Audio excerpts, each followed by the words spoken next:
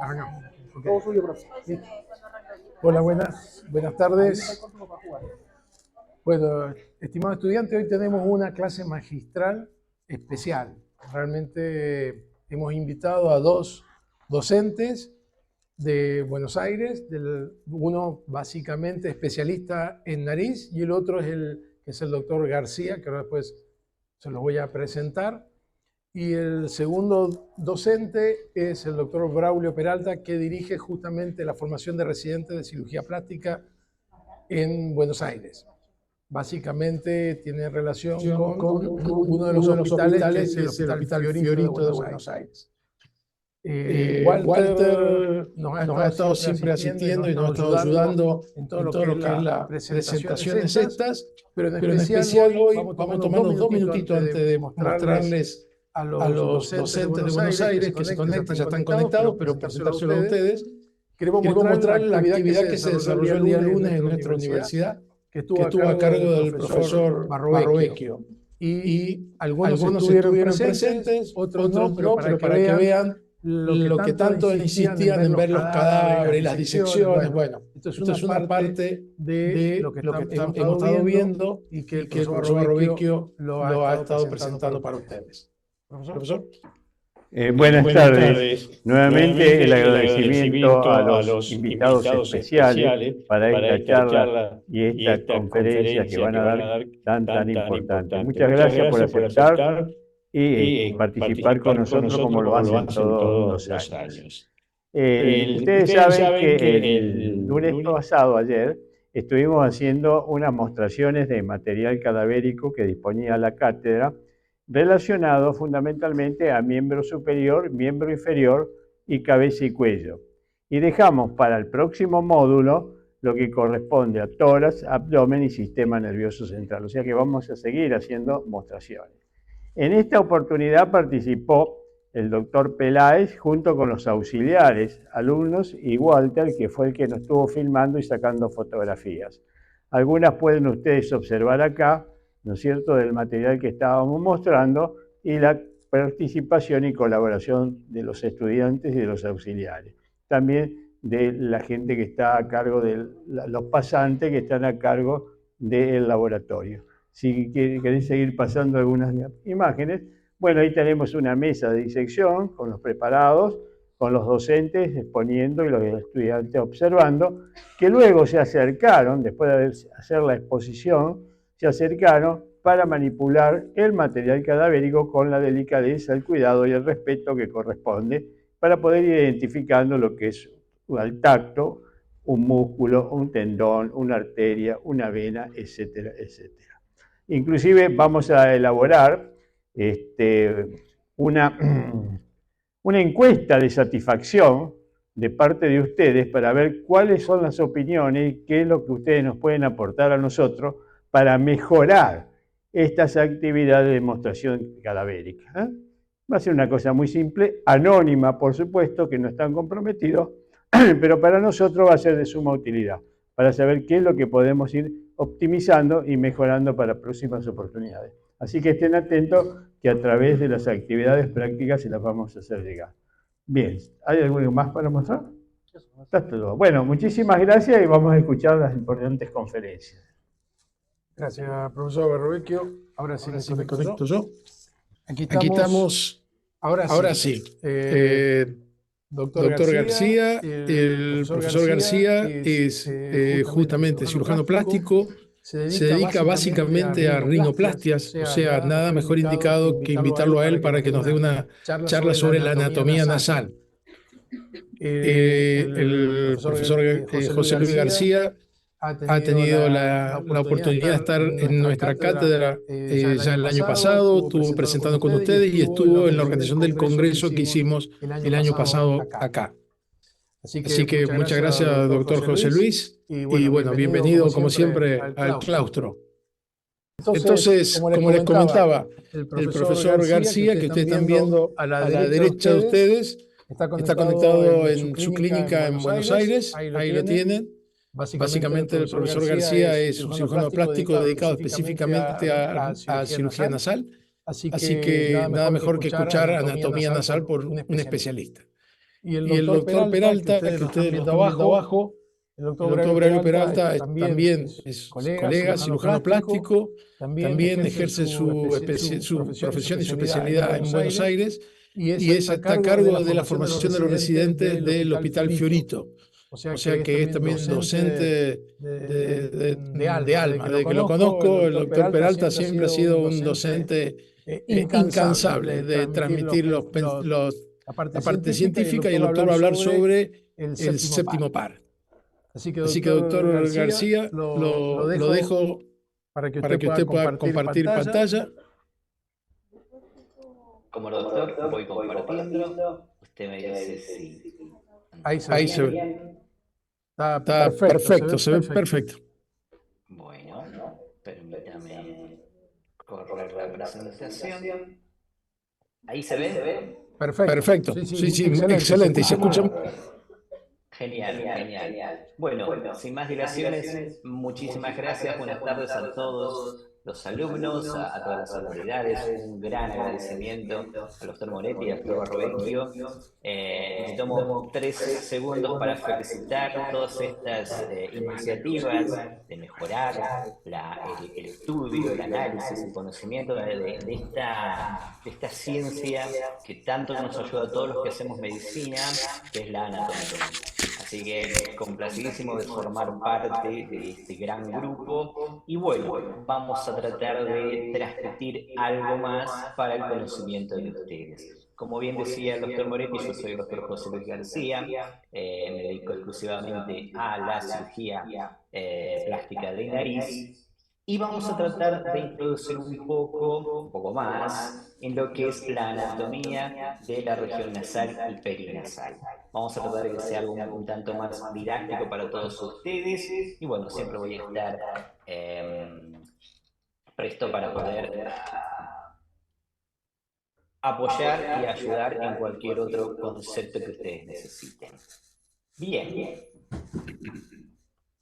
Cuando hablamos de anatomía, lo primero que nos viene a la mente es la enorme complejidad que esto implica, sobre todo si hablamos del tema de nariz. Por todas las capas, por todas las estructuras, por todas las connotaciones anatómicas que tiene esta región. Y es por eso que cuando nosotros hablamos de nariz, de repente que nos empiezan a salir algunas dudas. ¿Dónde empieza la nariz? ¿Dónde termina la nariz? ¿Es lo que yo veo fuera? ¿Es lo que yo veo dentro?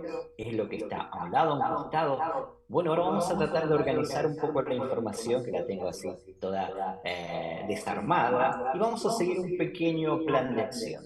Primero vamos a tratar de reflexionar por qué y para qué tenemos una nariz, porque al final de cuentas todo debería tener una razón. Vamos a analizar un poco cómo funciona muy rápidamente para entender finalmente por qué está estructurada así. Porque la anatomía tiene una razón, tiene un motivo, que ahora lo vamos a discutir. Y por supuesto, entre medio vamos a tratar de poner algunas curiosidades, algunas cosas de color para que no sea todo tan monótono.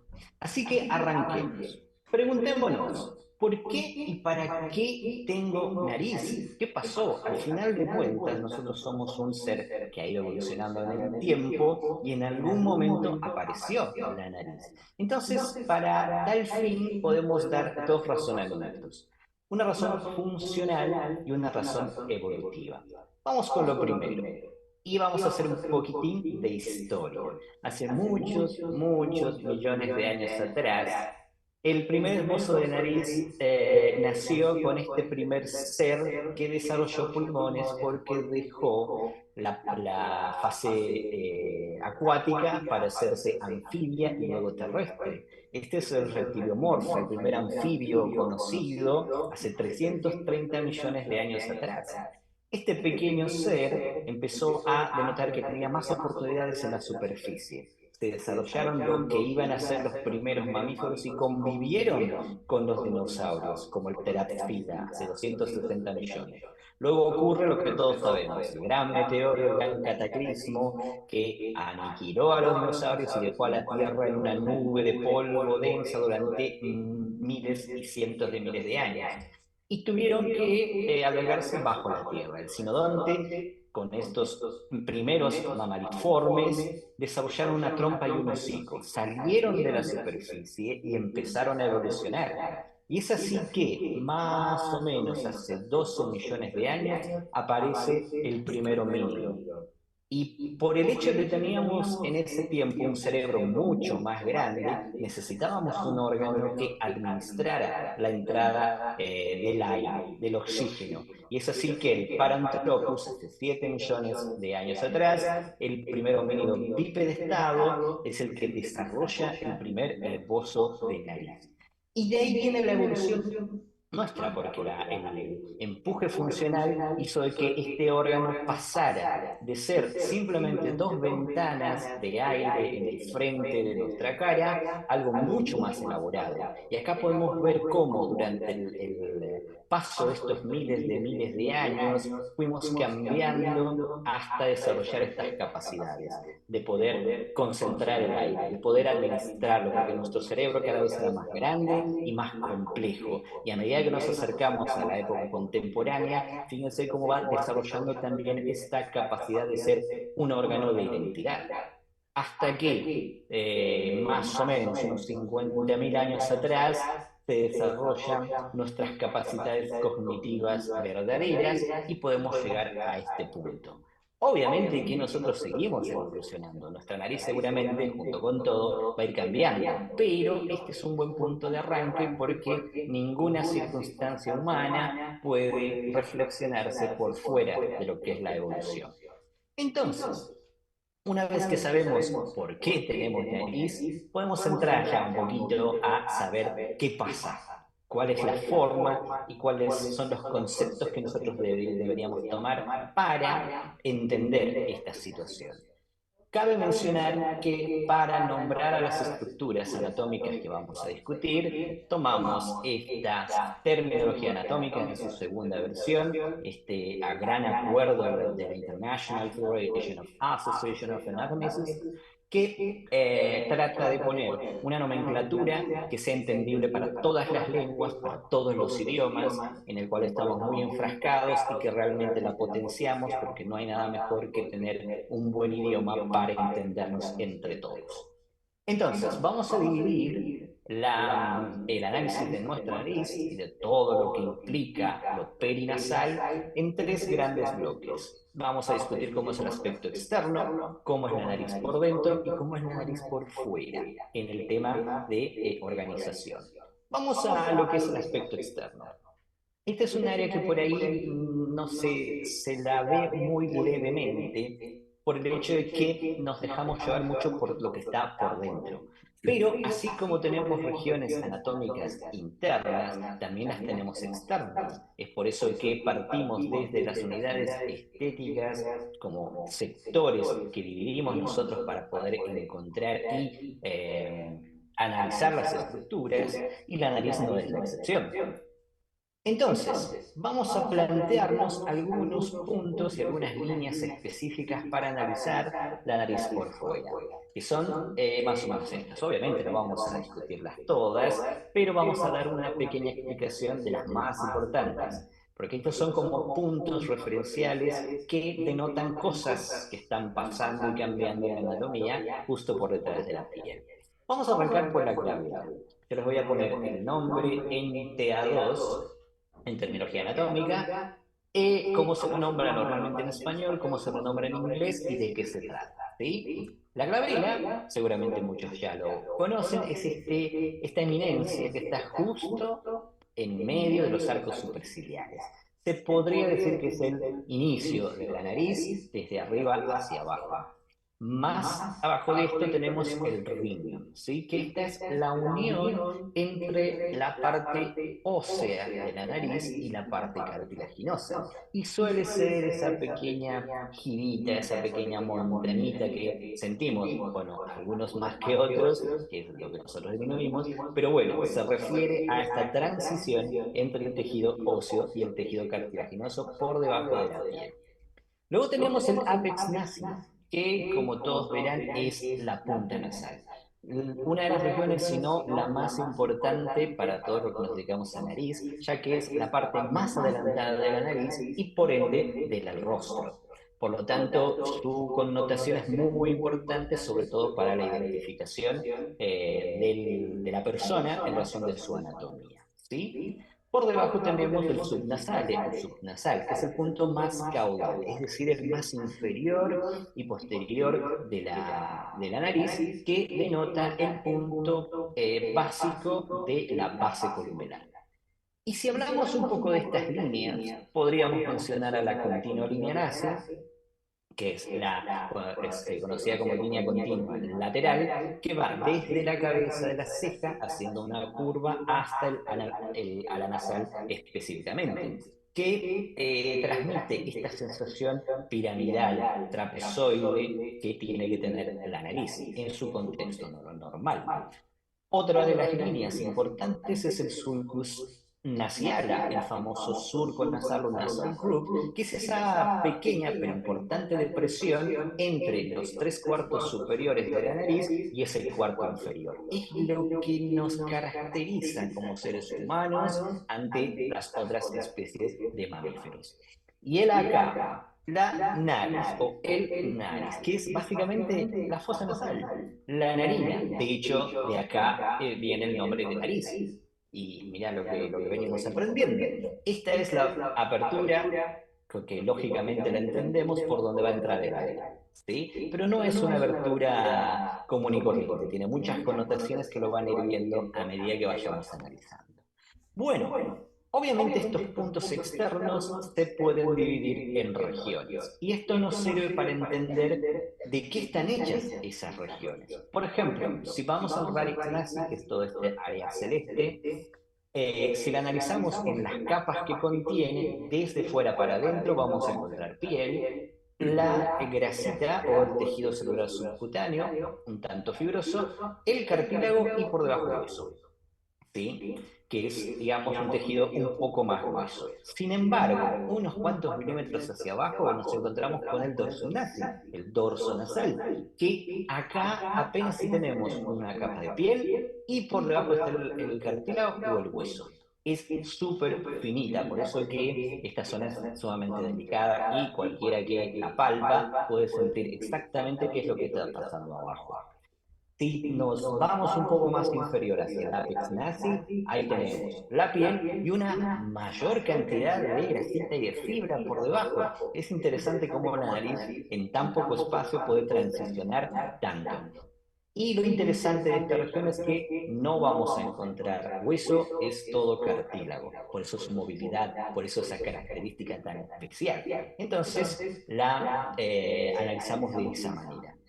Si vamos a la columela, entendiendo a la columela como esta región, esta columna central que divide las narices o narinas, está hecha solo de piel y de cartílago. Por eso tan importante su cuidado. Es una de las regiones que más cuidamos cuando hacemos, por ejemplo, una intervención, porque es muy, muy delicada.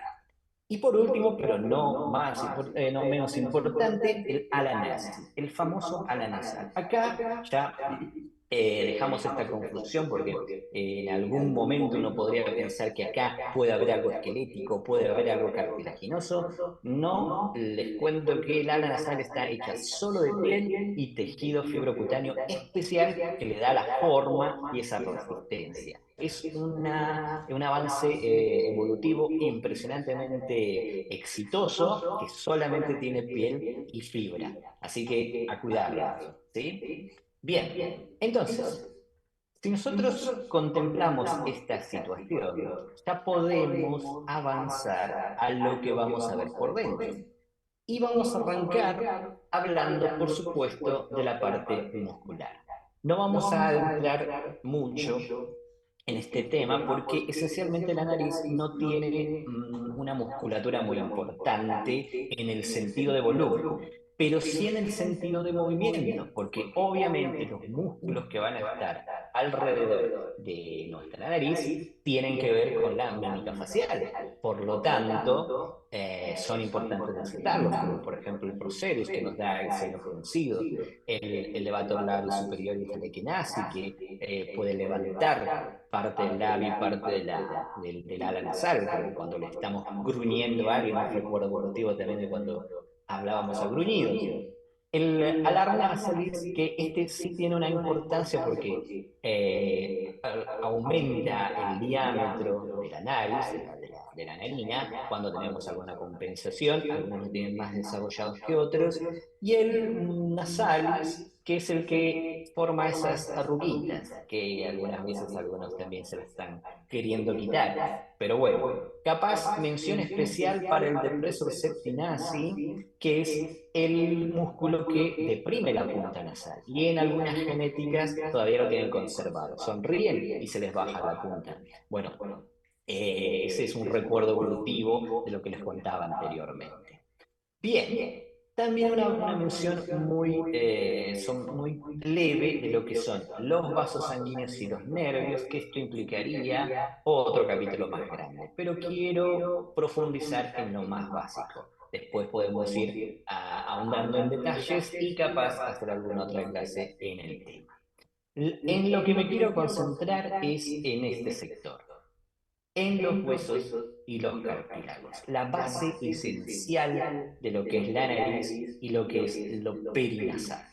Hay que entender que este conglomerado osteocartilaginoso es un gran y complejo rompecabezas para entender, pero es tan preciso, tan avanzado y tan delicado al mismo tiempo que su análisis es fascinante. Por eso lo traigo estos esquemas para que podamos entender tridimensionalmente lo que está pasando, para poder comprender para qué, por qué y cuál es la razón para que estos fragmentos estén ahí y para que nosotros podamos comprender su importancia y su connotación. Así que, dicho esto, vamos a empezar a analizar uno de los principales elementos funcionales de la nariz. Vamos a usar este pequeño esquema, ¿sí? Acá estamos replicando el conducto, esa cueva, ese túnel por el cual transcurre el aire desde la entrada de la nariz hasta la parte posterior que conecta con la faringe. Estos espacios se denominan meatus nasales, ¿sí? O meato nasal, que tiene una base que está dada por la parte ósea palatina, palatum osseum, y están separados en dos mitades por el septum nasi. El septo nasal o tabique nasal, que tiene elementos cartilaginosos y óseos. Por delante en la entrada está la nariz, la cavidad inicial, la entrada al túnel, ¿sí? Que transcurre a través del vestíbulo nasi, que es un vestíbulo, como bien dice su nombre, hasta la salida del túnel hacia atrás, llamada coana, que es la cavidad que va a conectar con la faringe atrás, para que corra el aire. Pero esta no es una cavidad vacía. Tenemos elementos que van a ayudar a su funcionamiento. Básicamente es un juego de 6 elementos. Las famosísimas conchas nasales o cornetes nasales, que son obviamente superior, medio e inferior, que después vamos a ver a qué hueso corresponde cada uno, pero la pregunta del millón es ¿para qué? Bueno, resulta que nosotros, para poder mantener este tremendo cerebro que poseemos, necesitamos que el aire se distribuya adecuadamente a través de ese meato nasal. ¿Por qué? Porque debemos recordar las 3 funciones principales de la nariz en el sentido de la respiración, que es calentar el aire, porque obviamente fuera del organismo ese aire no va a estar a la misma temperatura, casi siempre va a estar más frío. Tenemos que humedecer el aire porque no puede entrar tan seco como afuera, ¿sí? Y finalmente disminuir la presión con la que entra para que pueda ser adecuado al proceso respiratorio ventilatorio y podamos oxigenar a nuestro cerebro.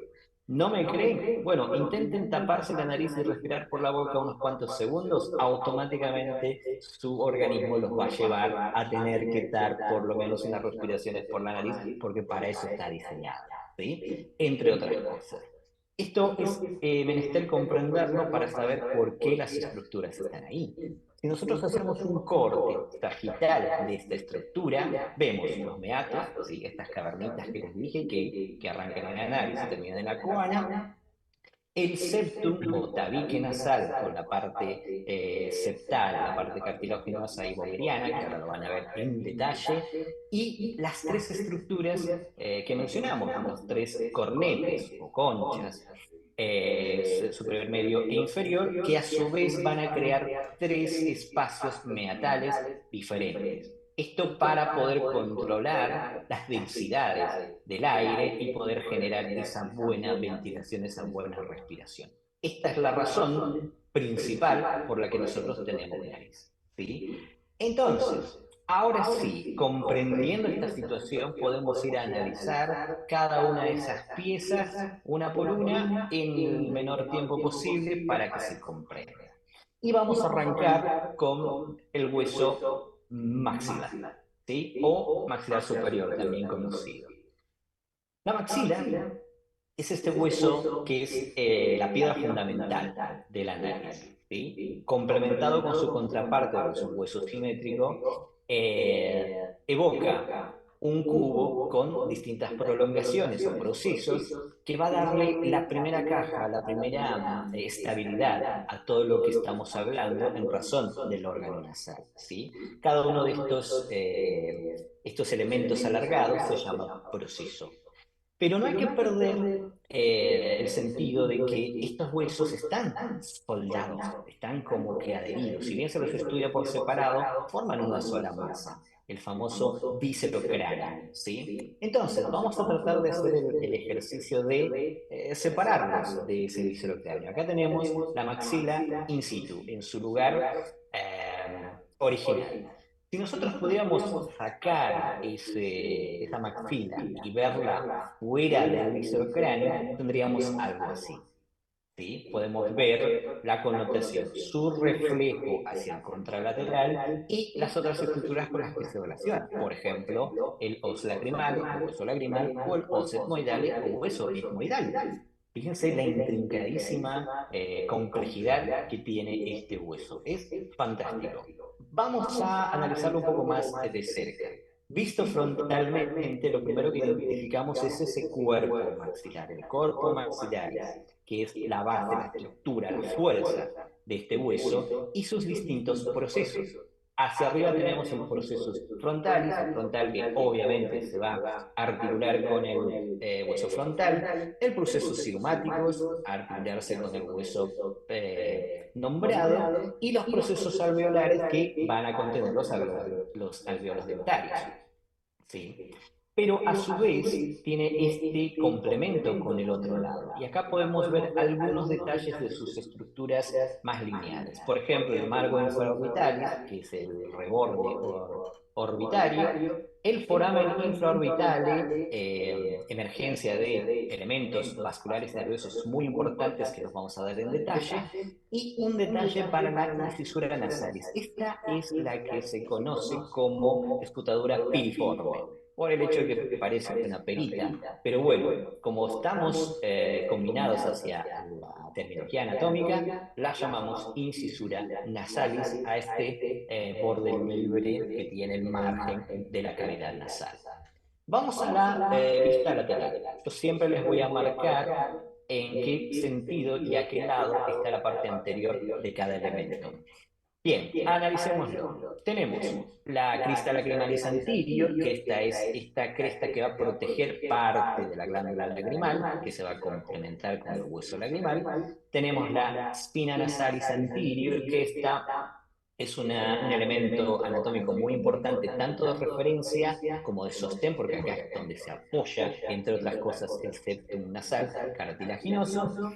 La fosa canina, que es esta inversión de volumen antes de llegar a los alveolos, y acá está esta estructura que tiene varias connotaciones, varias piezas. El sulcus infraorbitalis más el canalis infraorbitalis y el foramen infraorbitale van a dar paso a todas las estructuras intragraneales que van hacia afuera. Entre ellos, por ejemplo, la arteria infraorbitaria y el nervio infraorbitario, elemento fundamental del nervio trigémino, que es quien va a dar la sensibilidad a todos los elementos nasales y perinasales, por lo menos los externos, entre otros. Pero quería destacar esta interesante situación de combinar un surco, un canal y un foramen para poder dar paso a elementos anatómicos importantes. Si nosotros vemos al hueso de la parte medial, lo primero que nos llama la atención es el seno maxilar.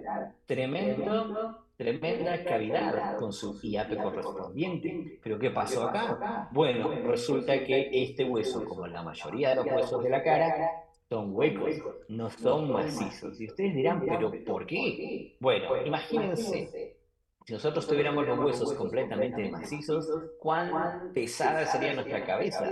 Viviríamos arrastrando la cabeza en un carrito. Más nosotros como yo, que tenemos cabezas más grandes todavía, sería imposible vivir. Bueno, esto nos ayuda a alivianar un poco ese peso y tiene otras funciones que ahora las vamos a analizar. Podemos ver el proceso frontalis desde su vista medial, el sulcus palatinus major, que es como todo surco, pasaje de algunas otras estructuras como el nervio palatino mayor, y la espina nasalis anterior, vista desde su lado medial, que se va a unir al lado contralateral, a través de esta crista nasalis, que es lo que fusiona un lado con el otro. La crista conchalis, que es la que va a articularse con el correte inferior, y la crista etmoidalis para conectarse con el etmoides. Es bueno que tomen estos porque poco a poco vamos a ir armando el rompecabezas. Pero bueno, vamos adelante. Vamos hacia otro hueso. El os nasale. Este es el conocidísimo hueso propio de la nariz, o hueso nasal, o hueso de la nariz. Bueno, su terminología es os nasale. Este hueso es pequeño, pero es muy firme, es muy potente. De hecho, protege bastante la estructura nasal, porque fíjense que más allá de que nosotros nos golpeamos constantemente la nariz, este no se rompe tan fácilmente. Tiene que ser un golpe muy, muy fuerte y muy preciso, porque es bastante denso. Miren si nosotros hacemos este ejercicio, el de siempre, de retirar el in situ del hueso y verlo por fuera. Ustedes pueden ver la enorme densidad que tiene este hueso. Es fantásticamente poderoso como para proteger todas las estructuras que estén adentro. Y, sí, y obviamente, ¿no? También esa protección se comunica hacia los otros protagonistas de nuestra estructura nasal. Cuando vemos el hueso de enfrente, podemos ver esta íntima relación que tiene con el lado contralateral. Estos son muy difíciles de dividir, pero bueno, al ser tan densos necesitan algunas cavidades, algunos forámenes para poder extravasar los vasos y sobre todo la parte venosa y nerviosa de adentro hacia afuera, como este el foramen nasal. ¿Sí? Acá vemos la parte posterior o interno dorsalis del os nasale, donde podemos ver el sulcus etmoidalis, que es el que se va a conectar con el etmoides. Todos forman esta íntima relación que los hace mucho más fuertes todavía. Avancemos. Tenemos el os lacrimal o hueso lacrimal. Este hueso es súper irregular, ¿sí? Pero es muy importante para las funciones que tenemos, tanto de la nariz como de la parte orbitaria. Porque como ven, este hueso va a alojar a la glándula lagrimal. Hacemos el mismo ejercicio, lo retiramos del in situ y podemos ver esta situación. Fíjense que no es muy visible los lacrimales, por eso medio que a veces no le tiramos importancia, pero porque está escondido, está protegido por las otras estructuras más fuertes y más connotadas. Si nosotros analizamos desde su vista lateral, lo primero que nos llama la atención es este complejo de surcos, ¿no? Entre la crista lacrimalis y este sulcus lacrimalis se denota el trayecto por el cual la glándula lagrimal va a devenir todas sus secreciones. ¿Hacia dónde? Sí, hacia la nariz. Todo lo que lloramos termina en la nariz por este conducto y otros que lo vamos a ver más adelante. Acá podemos ver la vista medial, que es la cara nasal. Precisamente, esto forma parte de la pared nasal. Acá vemos el ángulo lacrimalis, que es esa horquilla por la cual está pasando la glándula. Y pasamos a este huesito muy, pero muy importante que es el óseo etmoidal, el hueso etmoides. ¿Sí? Este es un hueso altísimamente complejo, pero es sumamente importante para varias funciones, tanto para lo orbitario, pero por supuesto para lo nasal. Fíjense que está justo en el centro del viscerocráneo, es como una otra piedra fundamental y tiene una conformación bastante compleja, bastante caprichosa, ¿sí? Pero sirve como esta transición entre el neurocráneo y el viscerocráneo. Si nosotros pudiéramos retirarlo, ¿sí?, de su lugar, como hacemos en todos estos ejercicios, podemos ver el enorme hueco que deja, porque es un hueso prominente y muy, muy importante. Y, por supuesto, su relación con las otras estructuras es fundamental.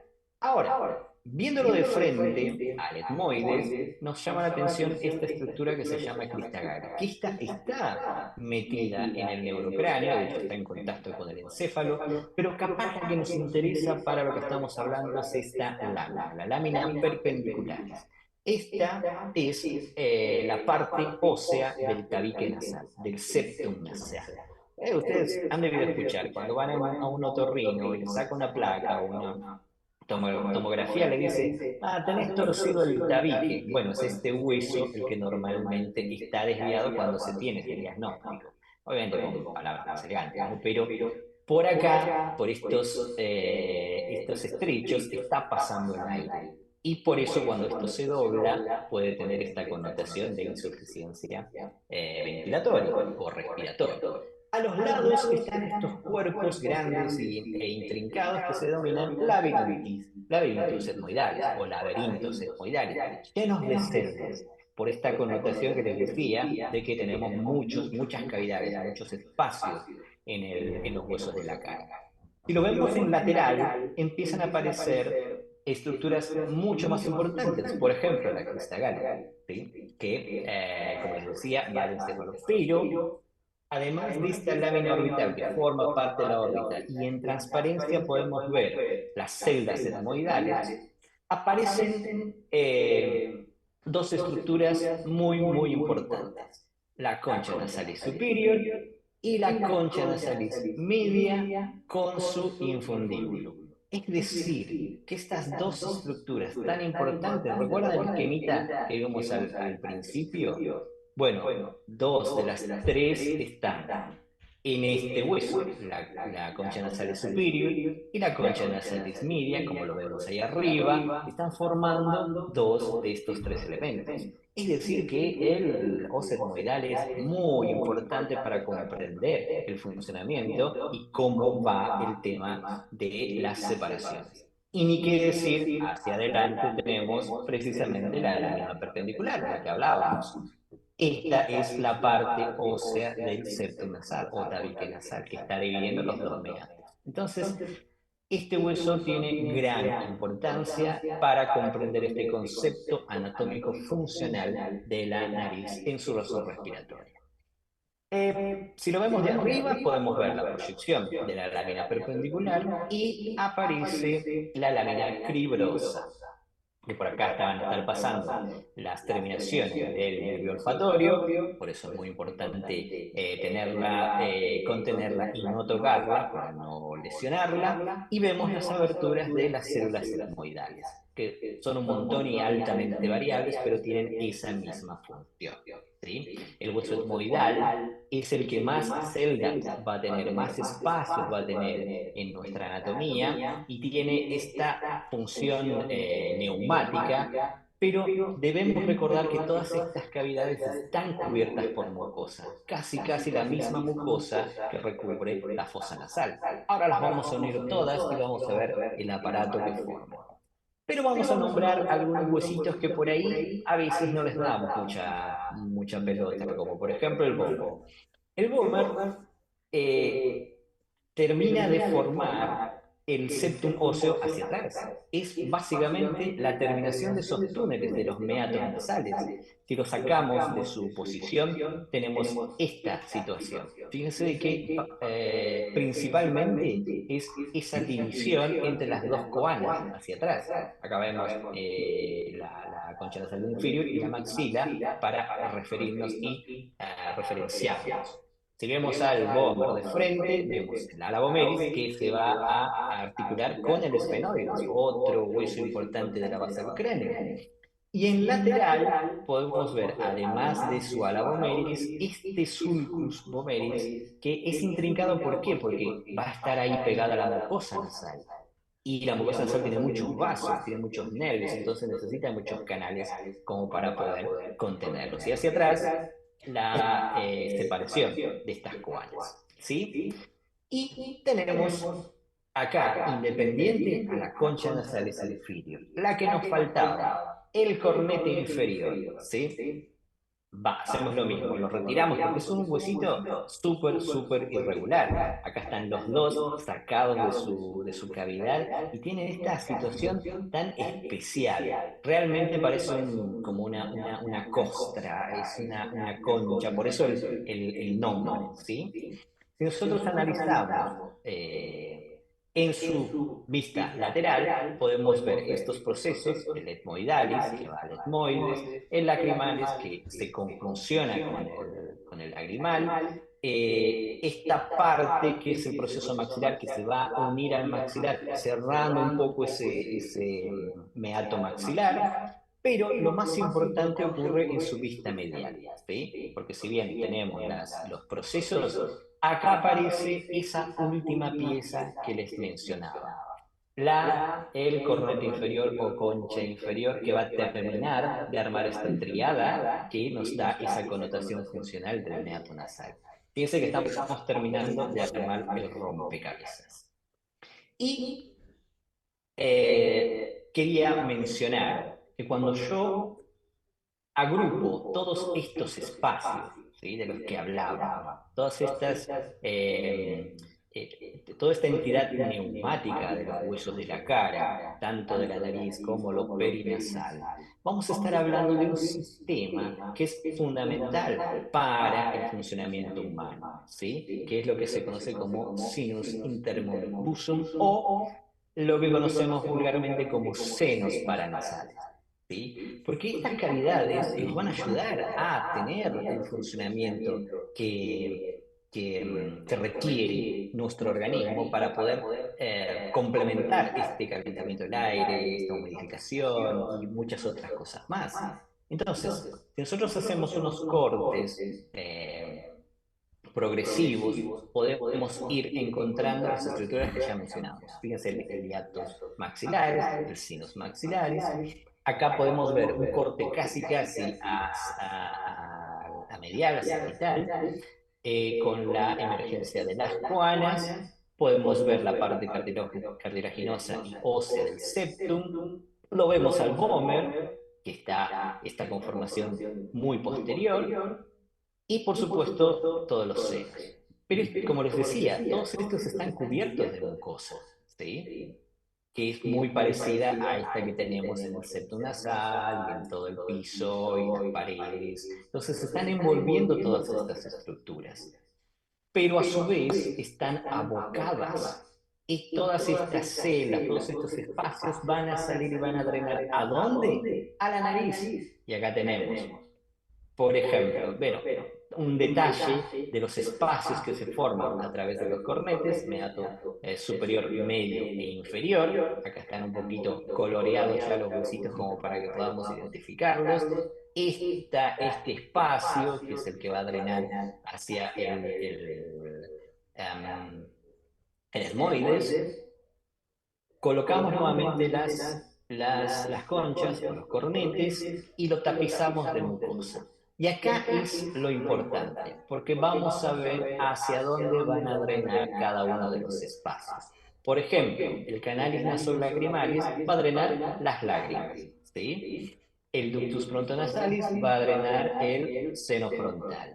Y hiatus maxilaris va a drenar el hueso maxilar.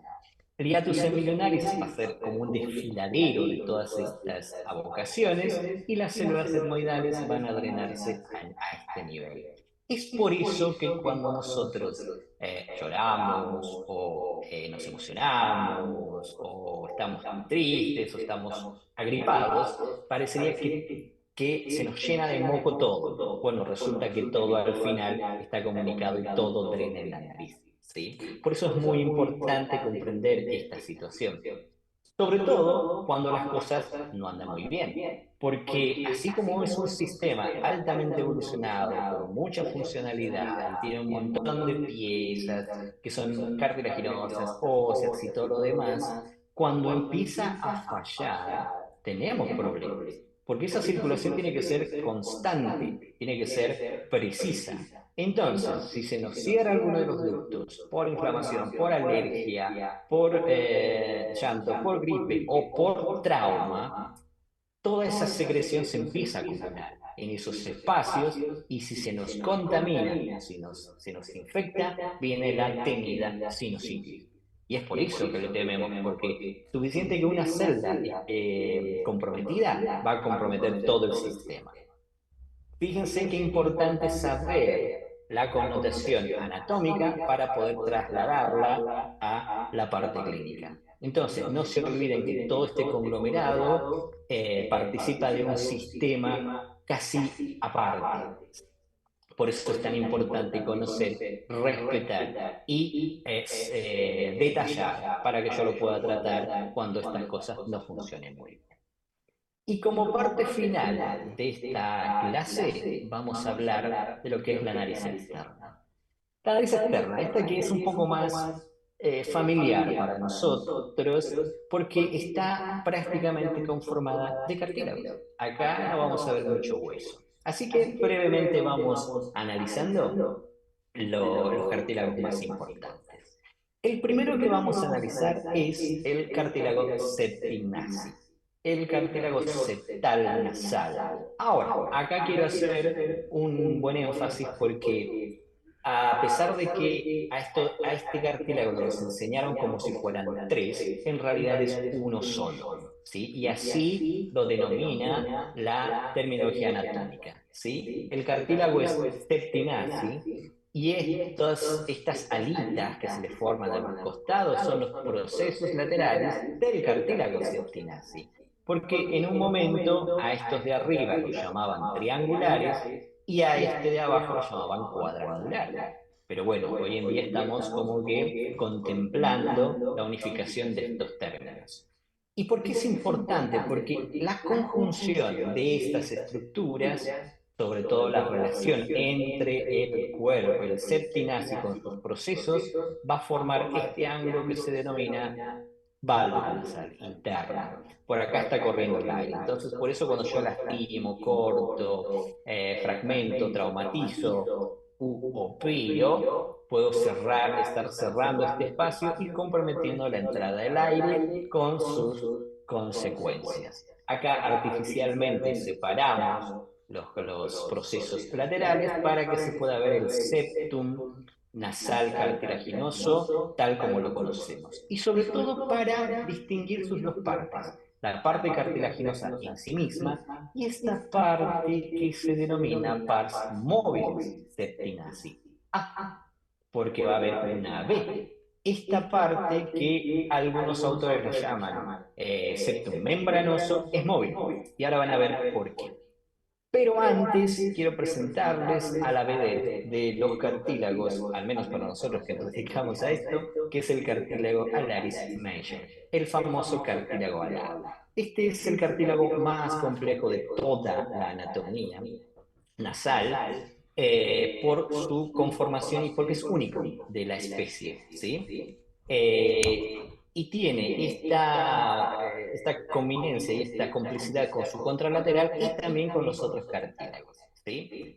Ahora, es alaris major porque existen unos cartilagenes alaris minores, pero estos pueden ser supernumerarios o sesamoideos, no son constantes. El major es el que sí lo vas a encontrar en todos lados, el cartílago alar para los amigos. Bien, Al ser un cartílago tan importante y tan complejo, tiene sus propias divisiones y está dividido en tres sectores, ¿sí? Un sector o cruz lateral, un sector o cruz media y un sector o cruz medial. Sé que hay una cierta confusión en los términos, pero en anatomía básica sabemos que medium se refiere a lo que está en el medio y medial a lo que está cerca de la línea media del cuerpo.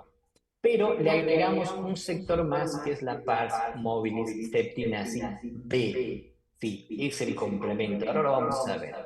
Pero antes que mostrarles eso, les doy las piezas separadas. ¿Sí? Este cartílago es tan emblemático y tan complejo que podemos separar sus estructuras. Entonces, ¿para qué tanto énfasis en la pars mobilis septinasi A y B? Resulta que para la terminología anatómica, este sector está conformado por la cruz medial del cartílago alaris major o B, ¿sí? Y la parte caudal del septimnasis o A. Las dos juntas conforman la pars mobilis del septimnasis. Y tiene sentido, porque si ustedes se tocan esa parte, es la parte que se mueve, que tiene cierta tolerancia. Otra herencia evolutiva. Para la terminología anatómica, estas dos unidades conforman una sola. Algo muy interesante para poder pensar. Entonces, ya que más o menos sabemos lo que conforma la nariz, su anatomía externa, interna, cartílago, huesos y demás, podemos cerrar con algunas reflexiones. ¿Sí? Es obvio que la anatomía nasal es altísimamente compleja, sí, pero también es fascinante, porque si ustedes le dan esta connotación de su función, su por qué, su para qué, se van a dar cuenta por qué es un pináculo evolutivo del ser humano y por qué es exclusivo de nosotros. Recuerden que el resto de los mamíferos no tienen nariz, o tienen hocico o tienen trompa. Así que, chicos, amen su nariz porque es propia, los hace únicos e inconfundibles. Fue realmente un placer haberles dado algo más de conocimiento a lo que yo me dedico. Estoy para cualquier otra pregunta que necesiten. Doctores, muchísimas, muchísimas gracias. Muchas gracias, profesor García. Voy a dar vuelta a la cámara. Básicamente, opa, a ver, toqué algo ahí. Me parece que toqué algo. Ahí estás. Profesor García, no sé si está escuchando. Sí, sí, lo escucho, doctor, lo escucho. Bueno, básicamente, primero antes que nada, felicitarlo y quería mostrarle el auditorio, pues le voy a mandar una foto que estuve sacando mientras usted daba la exposición. Básicamente, Encantado, doctor. agradecerle de parte nuestra, de la cátedra, la gentileza que tiene todos los años de dar actualización de lo que es la anatomía nasal. Y como verán, todos los años siempre aprendemos algo nuevo, así que lo vamos a seguir convocando porque realmente es un gusto escucharlo y la parte didáctica y tecnológica que usted presenta, la verdad que es fantástica para visualización para los estudiantes. Así que nuevamente Muchas muchas gracias, gracias. doctor. Ahí estamos, Braulio. Nosotros ya te estamos viendo, tu presentación ya está puesta en el auditorio. Bueno, ante todo, buenas noches.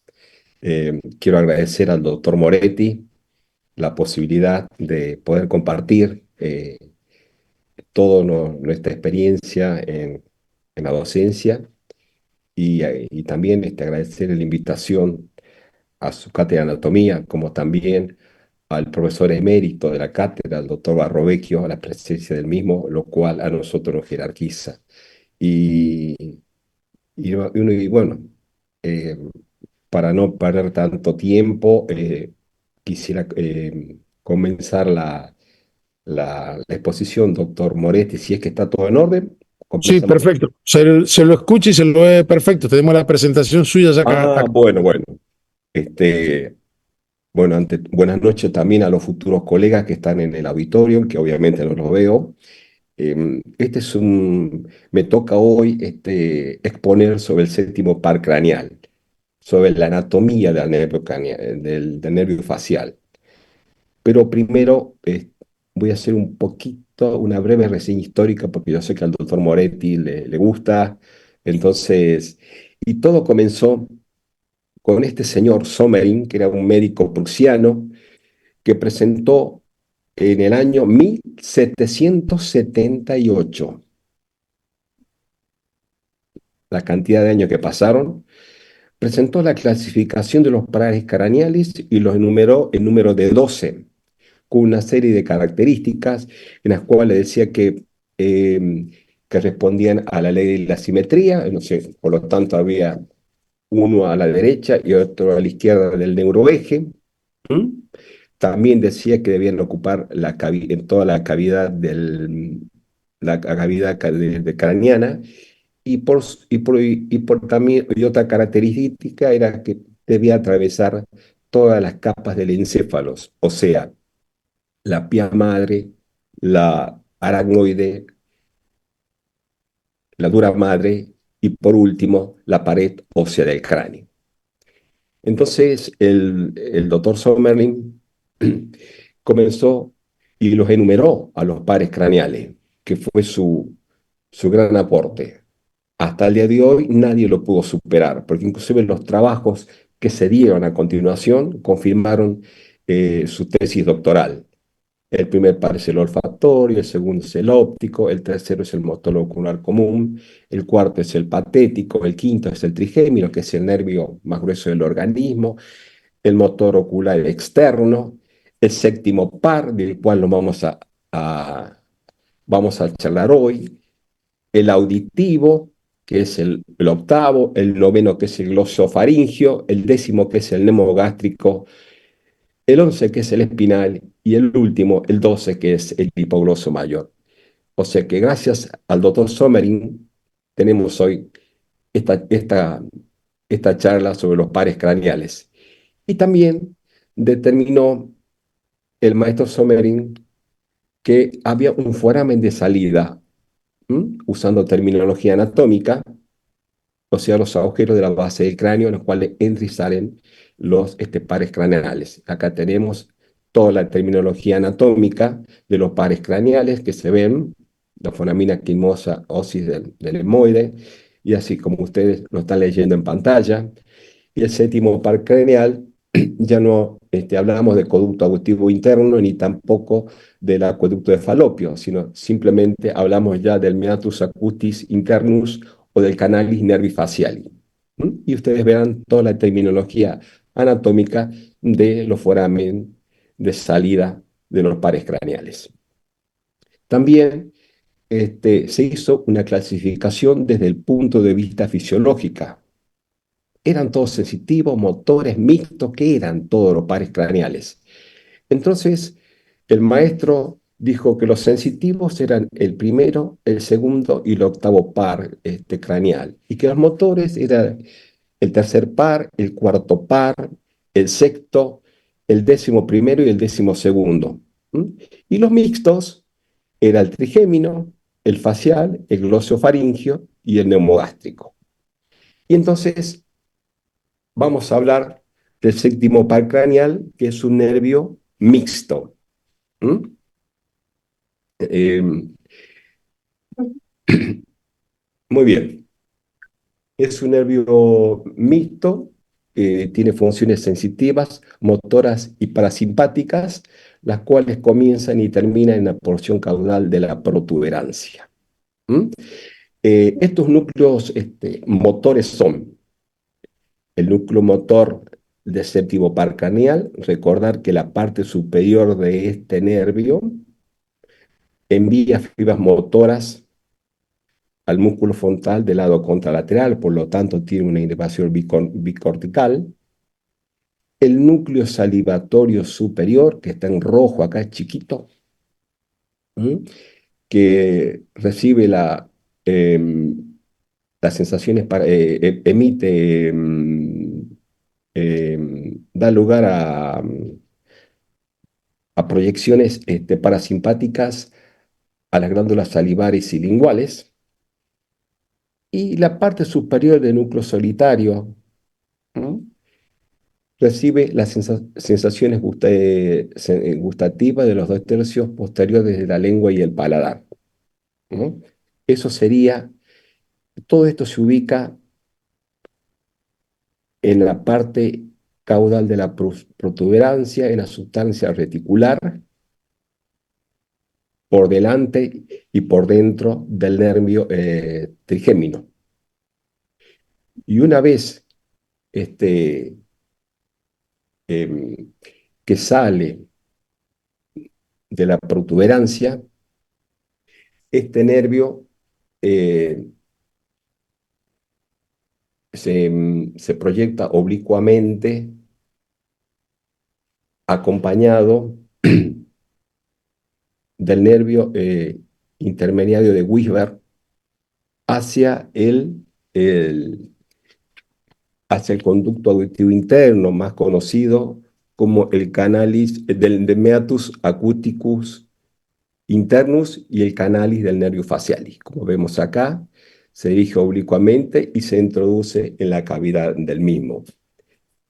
Entonces, vemos todas las variaciones que presenta el mismo. Y una vez introducido en el mismo, vemos que ingresa acá, a nivel del meato, y se divide en tres porciones, en una horizontal, en una transversa y una vertical, que tiene sus dimensiones. Esta horizontal, que va acompañada por el nervio intermedio de Wisber, tiene una longitud de 3 a 6 centímetros y se dirige en sentido antero-posterior y forma el primer codo. Luego tenemos una segunda porción que se ubica dentro del primero y el segundo codo, que es transversal y ligeramente oblicua, de arriba hacia abajo y de adelante hacia atrás. Y luego tenemos una porción vertical que desciende hasta el foramen estilo mastoideo, donde da sus dos ramas terminales, una superior y otra inferior. La superior la llamamos temporofacial y la inferior cervicofacial. Eso sería el trayecto a grandes pasos del nervio. Pero sin embargo, acá tenemos una serie de estructuras intermedias que son muy importantes. Como vemos acá, eh, está el ganglio geniculado y a su vez este triángulo es el hiatus de Falopio, que tiene una importancia sumamente importante a nivel de las relaciones y sobre todo los puntos de referencia sobre el nervio facial. Como les dije anteriormente, cuando sale el nervio facial del tronco encefálico, sale acompañado del nervio intermediario de Wisber, y se introduce en el meatus acústico interno. Y después se inclina hacia adelante y se ingresa al canalis del nervio facialis. Y esto se lo vuelvo a repetir y cuando llega al primer codo y termina acá en el ganglio geniculado. Y entonces este ganglio geniculado presenta una forma de una pirámide triangular, de una base de un vértice superior y una base inferior, donde que se encuentra justamente frente al hiato de Falopio. Del vértice de este ganglio van a nacer, bueno, ahí está, ese es el, el- el séptimo par, acompaña al intermedio de Weber y también del acústico. Y en este dibujo voy a intentar explicar todo este trayecto. Tenemos acá el ganglio geniculado. Del vértice van a ser el nervio petroso superficial mayor, que es un nervio muy importante. Y juntamente un poquito más abajo nace el nervio petroso superficial menor. Son estructuras anatómicas muy importantes. Y la base de este ganglio está unida por algunos filetes al tronco mismo del nervio facial, que pasa por casi toda, toda, toda esta parte por la cuerda del tímpano, que es otro importante componente de de esta estructura nerviosa. Entonces, ¿cómo se va a distribuir el nervio facial? El nervio facial va a dar ramas colaterales intra y extrapetrosas. Así ya nos podemos ubicar. Sabemos que esta estructura de mayor tamaño es la rama motora que corresponde exactamente al nervio facial y siempre va acompañada por el nervio intermediario de Wisberg hasta el primer codo que da a nivel del canalis del nervio facialis o también del meato acútico interno. Entonces tenemos que da 5 ramas colaterales: el nervio petroso superficial mayor, el nervio petroso superficial menor, el nervio del músculo del estribo, el de la cuerda del tímpano, y también el que forma un plexo en el mismo, y un ramo anatomótico con el nemogástrico. Entonces tenemos que el nervio petroso superficial mayor, que es este, sale exactamente del ganglio geniculado hasta el hiato de Falopio, por la cara anterior del hueso temporal, forma un canal que lo conduce hasta el foramen yugular, ¿cierto? O sea el agujero rajado posterior, que lo pueden encontrar en algún libro. Llegando al foramen yugular, forma un tronco común juntamente con el nervio petroso superficial mayor, el petroso superficial menor y un ramo del nervio carotidio, y van a formar el nervio viriano, que va a terminar en el ganglio esfenopalatino. No sé si me pudieron entender, porque es una suma de estructuras anatómicas que se van formando. ¿Mm? Estos 3 nervios constituyen también, mejor dicho, el nervio viriano, que va a terminar en el ganglio esfenopalatino. Por un lado, ¿se entendió bien todo el nervio petroso superficial mayor, doctor? Sí, perfecto. Al final hacemos las preguntas, doctor Volpera. Bueno, el nervio petroso superficial menor también nace del ganglio geniculado, ¿m? Por fuera del nervio petroso superficial mayor, y penetra en un pequeño conducto que lo lleva a la cara anterior del peñasco. Luego se aloja en un canal paralelo al trayecto del nervio petroso superficial mayor en el cráneo, y tiene un orificio de salida por el foramen rotundum ossis del efenoides, o sea, el agujero redondo menor, y el foramen ovali ossi efenoide, y termina en el ganglio óptico. Luego también tenemos el nervio para el músculo del estribo, que forma parte del mismo, y el nervio de la cuerda del tímpano. Estos serían los ramos colaterales intrapetrosos. Y los nervios colaterales extrapetrosos los tenemos acá en este dibujo, que sería el ramo para el nervio auricular posterior, el ramo para el agujero estilomastoideo, el ramo para el músculo digástrico, para el estiloideodeo, y obviamente las 2 ramas terminales, la temporofacial y la cervicofacial.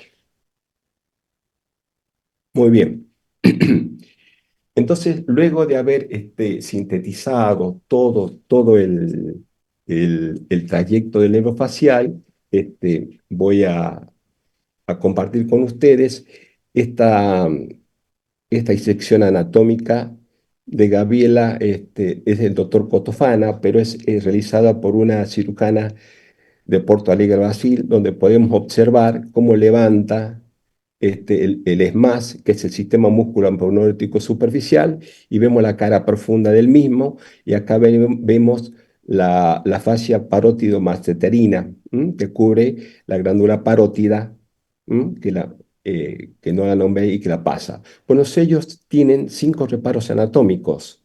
La cresta temporal, tenemos acá a nivel de la órbita el ligamento orbitario externo, tenemos en la parte media el ligamento cigomático, la rama bucal, y al extremo inferior tenemos la rama mandibular. Ellos trazan una línea vertical, que va desde la cresta temporal hasta el maxilar inferior. Y denominan que todos los filetes nerviosos están cubiertos por ligamentos. Acá el doctor Cotofana tiene como punto de referencia el canal de la vena facial. Vemos acá que la está disecando. ¿Mm? Eh, Acá tenemos la fascia parótido-masseterina y vemos y observamos cómo va a levantar una de las ramas terminales del séptimo par craneal. Observamos acá, ¿m?, cómo está buscando hacia cefálico una de las ramas y observamos acá lo finito, lo delicado de estas estructuras anatómicas. ¿M? Sigue buscando, vuelve hacia abajo, hacia la región caudal y observamos acá la rama mandibular. Y bueno, ¿Ves? Por encima de la fascia parótido-masseterina, que es otro un punto de reparo muy importante. Observamos ahora que va a levantar esta fascia parótido-masseterina, que es muy importante para evitar lesionar estas ramas terminales, y observamos en la cara profunda cómo levanta con su pinza de mano derecha esta estructura anatómica. Siempre bien cubiertas con un poquito de grasa, son cadáveres frescos y vemos una de las ramas terminales del nervio facial. Vemos cómo mueve esta hoja, esta fascia que va a cubrir al nervio mandibular. ¿Mm? Él sigue avanzando hacia cefálico y levanta acá dos estructuras nerviosas muy delicadas. La que están mostrando acá es el nervio cigomático, la rama cigomática, y acá la rama bucal del nervio facial. Y obviamente se dirige hasta el agujero estilomastoideo por donde salen los mismos. ¿Mm? ¿Quiere que la pase de nuevo, doctor? Así la pueden ver bien los... Se vio bien, Braulio, ¿eh? Te digo, yo creo que estuvo, si querés recalcar algún punto en especial, pero se vio correctamente bien y estuvo bien explicado. Perfecto. Entonces, como le decía, es Gabriela Casabona, me acordé acá. Gabriela Casabona. Lo que vemos acá es la rama temporal. Miren la estructura anatómica tan delicada, cómo se dirige una vez que pasa la arcada cigomática y la línea innominada o fascia temporal superficial, se va a dirigir a la región orbitarias. La cara profunda del ESMAD, del sistema músculo-poneurótico superficial, que fue descrito por Mitz y Pironi, y vemos todas estas estructuras anatómicas, todos estos ligamentos que están que están cubriendo las ramas terminales del nervio facial. ¿Mm? Vemos acá cómo el doctor levanta todas estas estructuras. Em, Como yo les dije, son las ramas terminales y obviamente debemos manejarlo con mucho cuidado, habida cuenta que las lesiones en esta zona son sumamente difíciles de tratar. ¿Mm?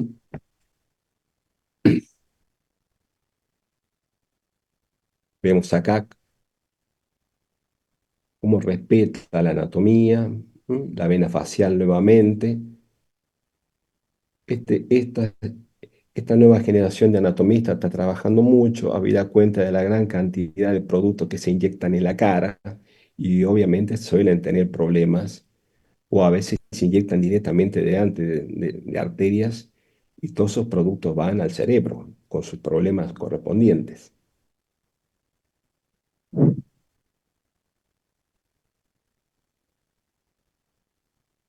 Bueno, vemos acá a nivel caudal, a nivel cefálico, cómo levanta acá la rama cigomática. ¿Mm?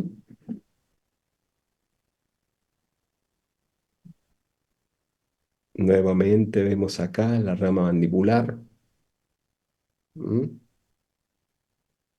Por arriba de la fascia parótido-masseterina.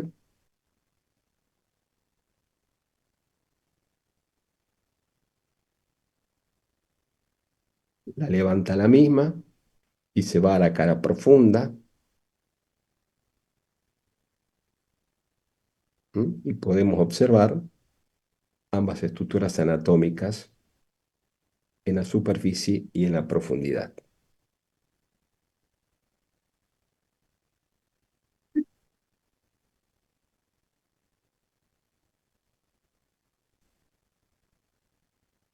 Perfecto. Muy bien. Vemos acá que todo esto va a inervar los músculos de la zona de la región bucal y parte de la región del cuello que ya vamos a hablar ahora.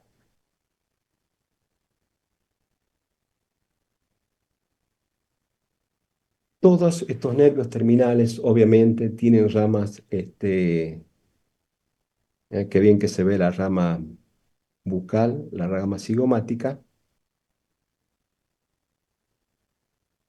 que la está levantando aquí en profundidad, y acá superficialmente tenemos la rama temporal, que esta misma asciende verticalmente y se dirige hacia la región orbitaria. Esta rama, esta rama temporal da cinco ramos y es particularmente vulnerable porque está cubierto por un ESMAD muy superficial y además es denominada una de las zonas riesgosas de la cara, porque apenas está cubierto por la piel, generalmente eh, a dos traveses de dedo del, del borde externo de la órbita, y generalmente se traza una línea desde el trago a 1,5 cm por el borde externo de la ceja, donde suelen cruzar algunos ramos, y obviamente hay que tener mucho cuidado con las maniobras intempestivas, ya que luego se introduce por debajo del músculo orbicular de los párpados, donde va a inervar todo este también trayecto. Presenta también este nervio dos ramos, uno anterior y otro posterior.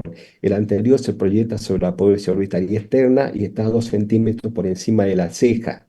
Y el anterior también cruza el arco cigomático y va a inervar todos los músculos, va a inervar los músculos orbicular de los párpados, tanto palpebral como infrapalpebral. Y el nervio cigomático que observamos actualmente discurre también por delante de los vasos temporales inicialmente, cruza el arco cigomático y se divide en dos ramos palpebrales superiores e inferiores que también van a inervar los músculos de la región orbitaria. Y entonces vamos, luego de haber presentado toda esta nueva anatomía eh, que la tienen presente, vamos a hablar un poquito de los músculos de la expresión facial. Existen 23 pares de músculos que son inervados por el nervio facial y que controlan la expresión facial, sobre todo los movimientos de los tejidos blandos de la cara. Estos músculos presentan una serie de características especiales, ya que están adheridos a los planos superficiales y generalmente con uno de los extremos libre del mismo. La mayor parte se encuentran alrededor de los tres orificios naturales de la cara, que son de la región orbitaria, de la región nasal, que ya habló el doctor García, y de la región bucal. ¿Mm? Y se extienden desde la región occipital hasta el platisma. Entonces, podemos observar acá a nivel superior el músculo frontalis, ¿m? que, que al contraerse es el encargado de las arrugas transversales de la frente. También eleva, a esta altura estarían las cejas, eleva las cejas y también produce una expresión de sorpresa. Está inervado por la rama temporal del nervio facial. ¿M? Y, y el que tiene una inervación bicortical, o sea que tiene una doble inervación. Y acá tenemos a nivel de la región orbitaria, ¿m? A nivel de la región orbitaria, tenemos el músculo orbicular orbicularis oculis en la parte palpebral, y tenemos que este es un músculo muy importante, también inervado por la rama temporal, ya que es no solamente que es un esfínter, sino también que al contraerse comprime la lángula lagrimal. Y obviamente una lesión a este nivel es muy difícil para poderla tratar. También tenemos acá el corrugador supercili, el que se encuentra acá. El corrugador supercili es el que tracciona la cabeza de las cejas, ¿m? Sí, que, que es una función muy importante y además es el encargado de la presión de los surcos acá a nivel de la línea media, en la región interciliar. Y el depresor superciliar, que es un músculo que tiene una función muy similar al corrugador supercili. A nivel de la región auricular, tenemos tres nervios, que son los auriculares anteriores, superiores y posteriores, pero en el hombre están totalmente atrofiados. ¿Mm? Y si seguimos bajando, o sea, hacia caudal, tenemos la región nasal, no voy a hablar, ya el doctor García habló del músculo nasalis también, así que no lo voy a repetir. Simplemente voy a hablar a todos los músculos a nivel de la región bucal y geniana, que son muy importantes, y la función de cada uno.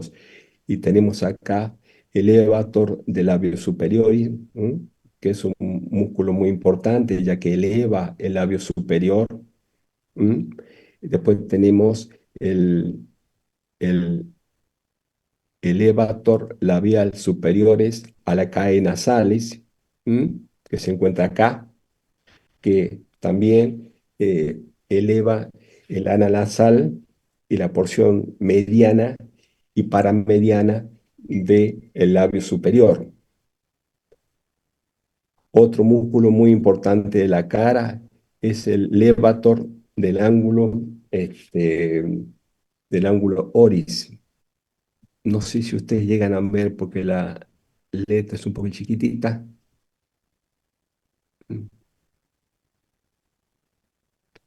Levator del ángulo, bueno, el ángulo oris. Bueno, eleva todo el ángulo oris, que eleva el labio superior y da la sensación de carácter agresivos. ¿M?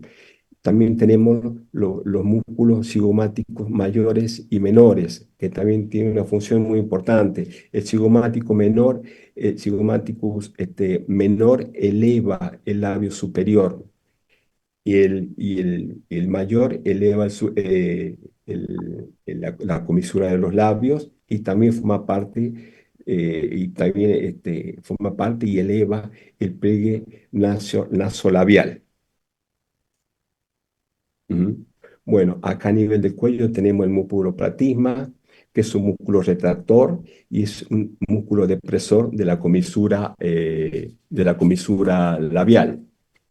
También tenemos el músculo risorius, que lo tenemos acá, que tiene una función de traccionar la comisura del bucal hacia atrás, y también es un inductor de la sonrisa. El músculo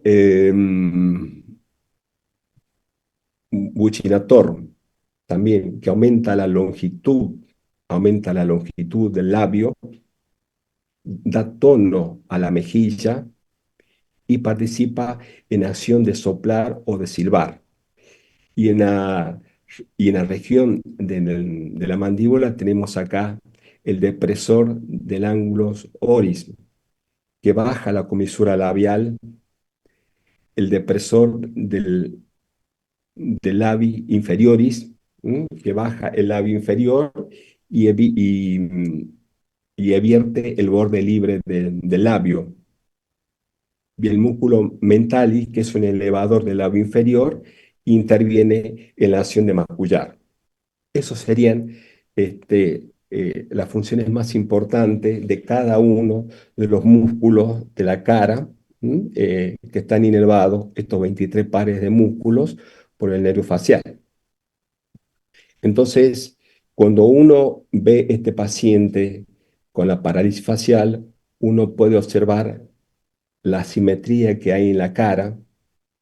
Vemos acá todos los músculos que yo le describí, excepto los nasales. Vemos acá cómo está la ceja caída, cómo acá a nivel de región orbitaria tenemos una inversión del párpado superior. Este paciente no puede cerrar los ojos, eso es lo que se denomina el lagostalmo, habida cuenta que el músculo orbicular de los párpados no puede cumplir su función, como tampoco comprimir la glándula lagrimal, y ustedes podrán observar todo el aplanamiento, el borramiento del surco nasolabial y el aplanamiento de la mejilla, y la caída también de la línea interlabial. Hay una desviación de la misma. Por lo tanto, estos músculos inervados por el nervio facial cumplen una función muy importante. Y vemos acá, en esta cara contralateral, vemos el surco nasolabial con su hipertonía, que cumple todas las funciones, y podemos observar cómo cubre el ojo, el párpado inferior, no está congestivo, y vemos cómo recibe la inervación. Yo le dije que eran pares, estos 12 músculos que le estoy relatando. Entonces, ¿qué podemos sacar como conclusiones del séptimo par craneal? Que es un nervio mixto, o sea que su origen real está en la porción inferior de la protuberancia, en la sustancia reticular. Y obviamente eh, cumple funciones muy específicas, y que esos núcleos se encuentran ubicados en esta región anatómica, que lleva una inervación motora a todos los músculos de la expresión facial y también de la parte sensitiva a nivel de los 2/3 de la lengua y el paladar. Y yo le puse acá con el antiguo nombre del canal auditivo interno, pero no nos debemos olvidar que hay una nueva terminología anatómica, y la debemos respetar. Entonces, tenemos acá el que va por el conducto auditivo interno, o sea, meatus acústico internus, y el canal del nervio faciali, que está acá y llega al foramen estilomastoideo, que es la salida del cráneo. Muchísimas gracias a todos. Bueno, ¿Mm? profesor Borrocchio, ¿quiere acercarse? Bueno, entonces hemos visto hoy básicamente lo que es la anatomía nasal con toda la parte interna. Especialmente vieron los que son las conchas nasales, los meatos, los senos, cuáles son las características internas y externas de la región nasal. Y posteriormente otro tema independiente, porque lógicamente hablamos ya de un par craneal, hablamos de básicamente el séptimo par, y el doctor habló del 7 bis, o sea, el intermediario de Reisberg, o algunos llamados par número 13, se los comenté la otra vez, porque la gran diferencia es que el 7 es un nervio prácticamente motor, en cambio el otro es un nervio justamente de características parasimpáticas, básicamente. Entonces, yo voy a dejar la palabra al profesor Borrocchio para dirigir la moderación, los comentarios y, por supuesto, evacuar algunas dudas o preguntas. Profesor Borrocchio. Bien, si alguno desea formularle preguntas a los expositores, a los conferencistas, lo puede hacer, le acercamos el micrófono y realizan la pregunta. A ver, hay que animarse a hacer las preguntas, ¿eh? Aunque uno a veces teme, digamos, pasar vergüenza porque preguntó una cosa que no es la adecuada. Bueno, de a uno, no todo junto. Bien, en principio deseo agradecer la presencia de ustedes y fundamentalmente felicitar a los expositores por las brillantes conferencias que han dado. La claridad, la precisión, la oratoria que se ha utilizado en ambas conferencias es digno de destacar. Voy a comenzar a hacer algunos comentarios por la última, que es la que acabamos de ver. Es un tema muy árido, muy pesado, es muy denso. Y bueno, hay que hacer el esfuerzo, como dijo el doctor Braulio, para poder entender la parte motora y la parte vegetativa que está adjunta o que está vehiculizada justamente con ese nervio. Recuerdo haber hecho algunas disecciones de la parte intrapetrosa del nervio facial y le pregunto al doctor Braulio cuál es la parte más estrecha del conducto que era antes el acueducto del falopio y ahora es el conducto o el canal de falopio. Tengo entendido, a ver, puede corregirme, que la segunda porción es la que pasa a través de un túnel óseo sumamente estrecho que puede a veces comprimir al nervio y producir alguna alteración sobre las fibras motoras o vegetativas. Doctor, lo escucho, a ver si me puede ilustrar con respecto a este tema. Sí, sí, profesor, está descrito que la segunda porción, la que va del primero al segundo codo, es la más estrecha, la que está inclinada transversalmente y en forma oblicua, y como es, tiene una longitud aproximadamente que va entre 10 a 12 milímetros. Es la zona más estrecha, habida cuenta que lo va acompañando también el nervio acústico, que va hasta el final del mismo. Sí, coincido. Gracias, doctor. Es muy interesante lo que usted acaba de comentar y decir. Además, a ver si coincidimos, que está pasando por la parte superior de la caja del tímpano, que la cual muchas veces está fenestrada y hay una solución de continuidad entre la caja timpánica, la caja del tímpano y el conducto, y puede haber patologías que asienten sobre las fosas nasales, que era la pregunta que le iba a hacer al doctor García, ¿no es cierto?, la relación que tienen las celdas hermoidales o las celdas paranasales, como las quieran llamar, y la caja timpánica. Entonces, muchas veces proceso, como ustedes seguramente conocen, pero lo vamos a comentar y ustedes van a ilustrar mejor a los estudiantes, que comienza con un problema sinusal, se infecta y va a través de la trompa, hace una otitis media, y la otitis media ahí puede comprometer, sí, hacia arriba, las meninges o hacia el costado, lo que corresponde al nervio facial cuando puede haber una fenestración o una ruptura. Me gustaría escuchar los comentarios de ustedes dos, a ver qué dicen con respecto a esto para ilustrar al auditorio.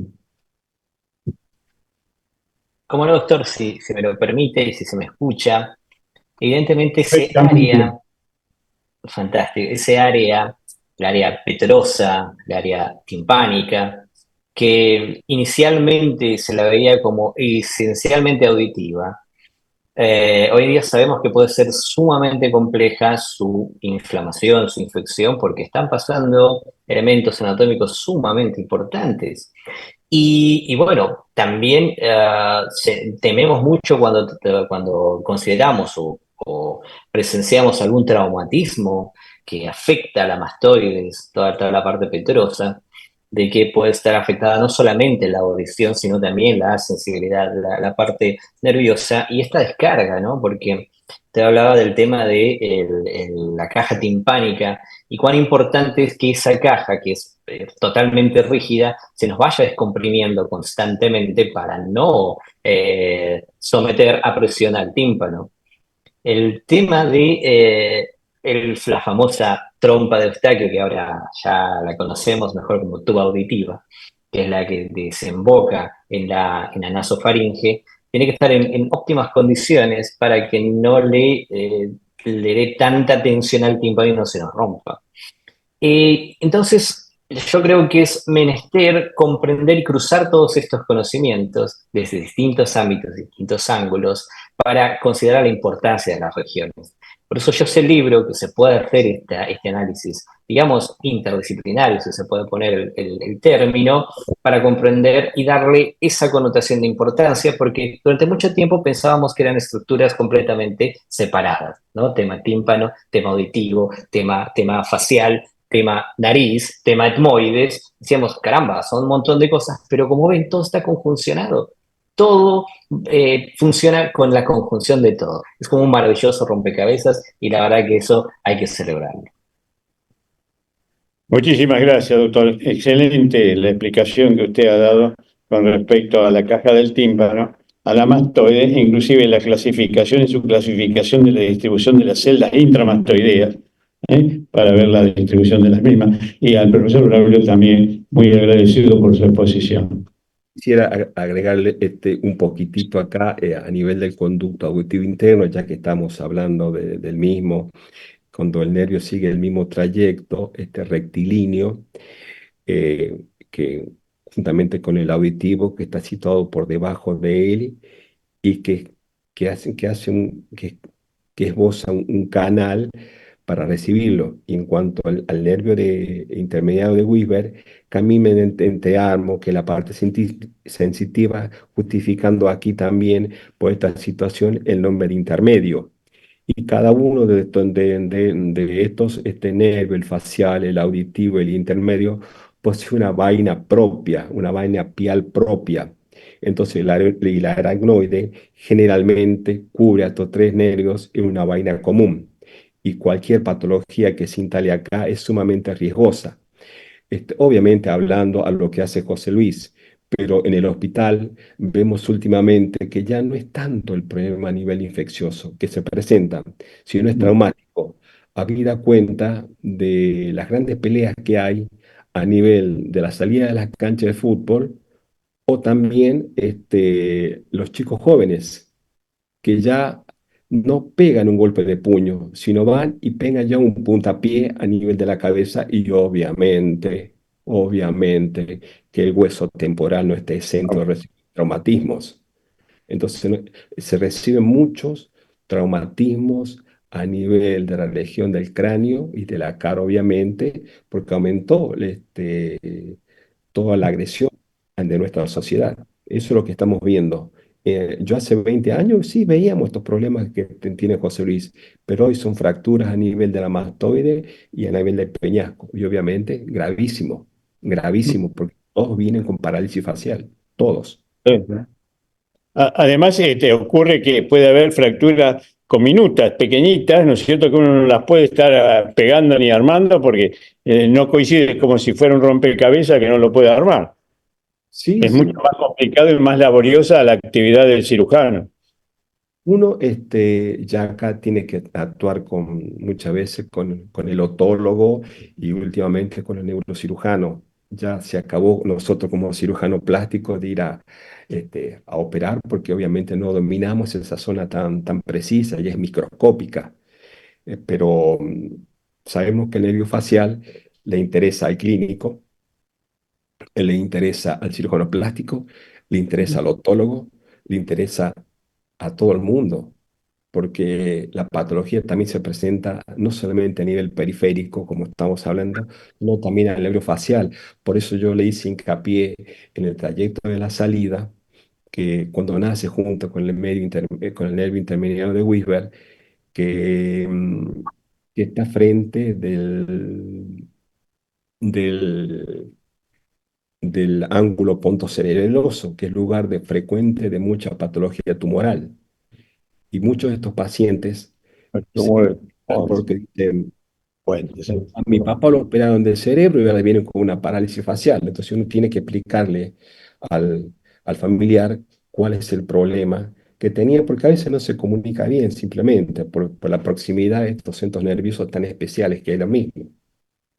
Claro, perfecto. Muy agradecido a los dos nuevamente, por las Bueno, vamos explicaciones. a despedir a los profesores con un fuerte aplauso. Ahí pusimos para que nos vean. Y volvemos a encontrar el año que viene, ¿eh? No nos falte.